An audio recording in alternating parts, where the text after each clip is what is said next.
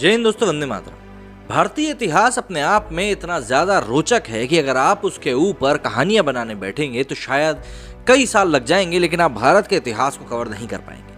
लेकिन हमने देखा कि पिछले कुछ समय में भारत में जो कंटेंट क्रिएटर्स हैं, जो डायरेक्टर्स हैं, जो राइटर्स हैं, वो पश्चिमी देशों की तरफ कुछ ज़्यादा ही झुकाव लेने लगे थे। वो ये नहीं समझ पा रहे थे कि उनको भारतीय इतिहास को भी कुछ इस तरीके से दिखाने की ज़रूरत है कि लोग अब सही तरीके से उसको समझ सकें। हालांकि जब OTT की इंट्रोडक्शन हुआ तो उसके बाद से लोगों के जहन में एक बात ज़रूर आ गई थी कि भाई अब हो ना हो, लोगों को सही कंटेंट ज़रूर देखने के लिए मिलेगा, और अब ऐसा हो भी रहा है। मनोज वाजपेयी को अगर हम देखें तो वो एक के बाद एक ऐसी मूवीज़ लेकर सामने आ रहे हैं जैसा हमने शायद उम्मीद भी नहीं करी थी कि बॉलीवुड में रहते हुए उनको ऐसा काम मिल सकता है। लेकिन अब ऐसे कई सारे कलाकार हैं जिनको किस तरीके से काम मिल रहा है, तो क्या हमको सभी को अप्रिशिएट करना चाहिए?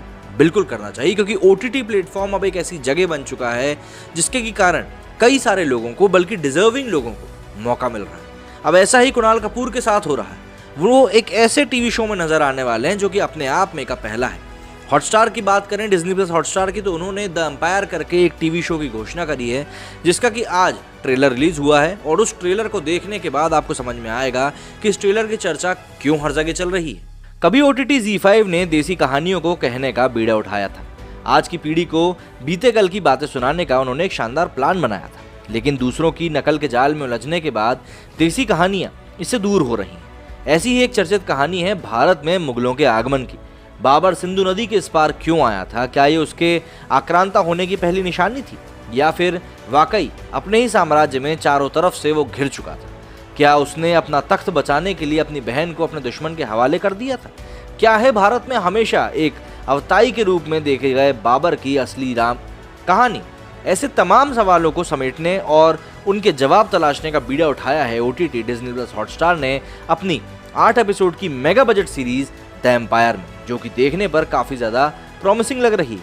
वेब सीरीज द एम्पायर का ट्रेलर शनिवार को जारी हुआ। ट्रेलर देखकर ये तो लगता है कि वाकई ये एक मेगा बजट सीरीज है। ये कहानी बाबर के बचपन से लेकर उसे उस मोड़ तक की कहानी है जहां दिल्ली में आसीन लोधी वंशी को ललकारने समरकंद का एक युवा सम्राट पहुंचता है। वो अपने इरादों का अलमबदार है, और ट्रेलर के आलम बताते हैं कि कहानी में कुछ झलकियां धर्म के अनुसार बटे समाज को भी दिखाने वाली मिलती हैं। जाहिर सी बात है, कथानक के हिसाब से हिंदुस्तान में बाबर की कहानी देखने वालों की कमी नहीं है। साथ ही ध्यान ये भी रखना होगा कि डिज्नी प्लस हॉटस्टार ने इसे अंतर्राष्ट्रीय दर्शकों के हिसाब से तैयार किया है। भारत में भी इसे 7 क्षेत्रीय भाषाओं में रिलीज किया जाएगा।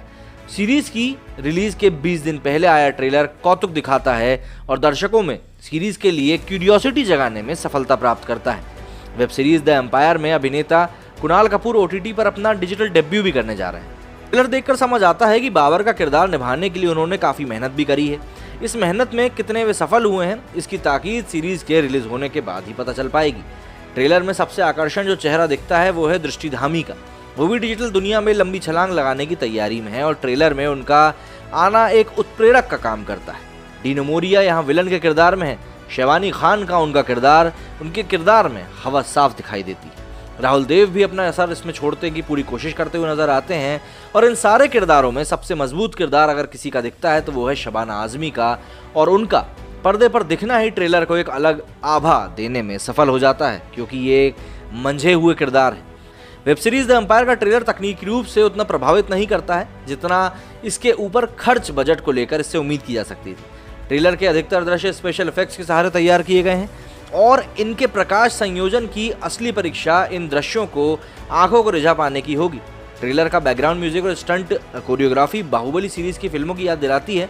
शो में कहानी के अलावा और क्या नया होगा ये इसको देखने के बाद ही पता चलेगा, लेकिन जो कैरेक्टर्स, जो स्टार कास्ट इसकी चूज करी गई है वो वाकई में बहुत ज़्यादा सराहनीय है।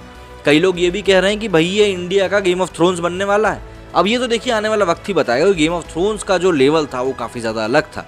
हालांकि उसकी फ़ैन फॉलोइंग इतनी बढ़ गई कि वो शो अपने आप में ही बहुत ज़्यादा बड़ा बन गया, लेकिन द एम्पायर से हमको अभी इतनी उम्मीदें नहीं पालनी चाहिए, क्योंकि अक्सर मैंने ये देखा है कि जब किसी इंडियन शो से आप उम्मीदें बढ़ा लेते हो ना, तो उसके बाद वो उम्मीदें तोड़ते भी उतनी ही जल्दी हैं।